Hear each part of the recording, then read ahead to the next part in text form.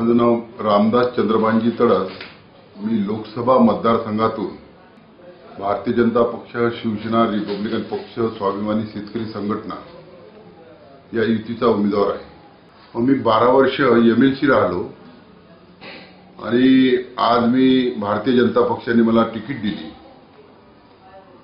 त्यामुळे मी लोकसभेचा उमेदवार झालो आणि लोकसभेचा उमेदवार झाल्यानंतर ही निवडणूक मी लढत आहे।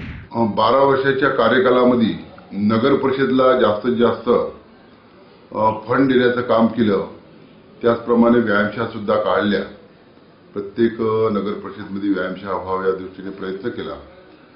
त्यानंतर कब्रस्तानसाठी पहिले पैसे मिळत नव्हते, पण कब्रस्तानला कंपाऊंड करण्यासाठी जसं हिंदू धर्मासाठी आपण कंपाऊंड करतो, स्मशानभूमी बांधतो, त्याचप्रमाणे मुस्लिम धर्मासाठी सुद्धा त्यांच्या याला स्मशानभूमीला कंपाऊंड बांधण्याचं काम आम्ही त्यावेळेस केलं।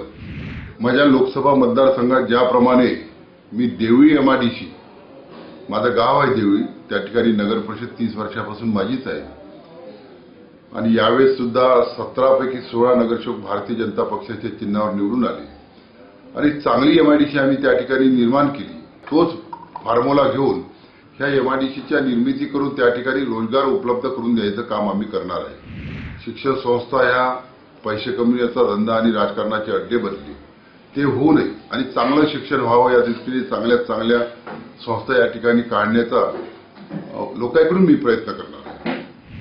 आजनसरा प्रकल्प आहे, बेंबळा प्रकल्प आहे, जे कित्येक वर्षापासून खस्ताहालत पडले आहे।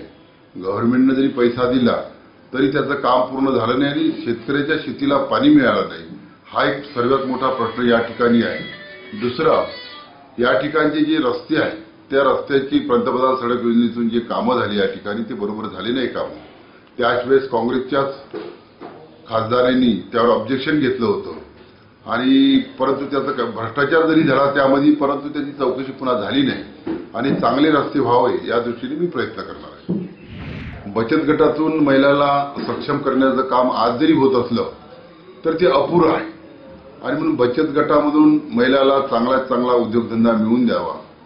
त्याचप्रमाणे या ठिकाणी उद्योगधंदे आणून महिलांसाठी खासबाब म्हणून त्यांना काम देण्याचं काम आम्ही करणार आहे। पहिले प्राधान्य म्हणून ढोरवर्धा प्रकल्प चालू करणार आहे, त्यानंतर आजनसरा बॅरेक जो कित्येक वर्षापासून पडला आहे आणि शिंदी हे मोठं गाव आहे, शिंदीचा जो उडान पूल आहे तो पहिल्या वर्षात प्राधान्याने आम्ही करण्याचा प्रयत्न करू।